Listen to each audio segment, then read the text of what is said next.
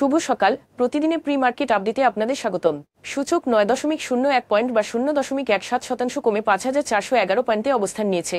বাজারে লেনদেনের পরিমাণ দাঁড়িয়েছে 1,038 কোটি টাকা, যা আগের কার্যদিবসের তুলনায় 6.32% বেশি। Bangladesh securities and exchange commission BSEC margin rules repeal 2025 এর খসড়া প্রকাশ করেছে। প্রস্তাবিত নিয়ম অনুযায়ী শেয়ার ক্রয়ের জন্য মার্জিন ঋণ পেতে হলে বিনিয়োগকারীদের বার্ষিক গড় বিনিয়োগ কমপক্ষে 5 লাখ টাকা হতে হবে।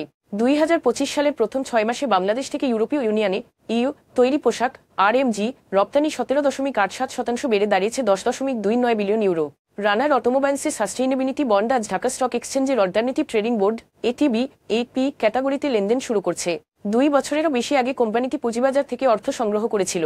পুঁজিবাজারে তালিকাভুক্ত বেস্ট হোল্ডিংস পিএলসি লে মেরিডিয়ান ঢাকা র মালিক আগামী বছর দেশে আরেকটি 5 তারকা হোটেল চালু করতে যাচ্ছে। হোটেলটি পরিচালিত হবে বিশ্বখ্যাত ম্যারিয়ট ব্র্যান্ডের অধীনে, যা দেশের দ্রুত বর্ধনশীল শিল্প অঞ্চলের একটিতে নির্মিত হচ্ছে। এখন এ পর্যন্তই, ধন্যবাদ।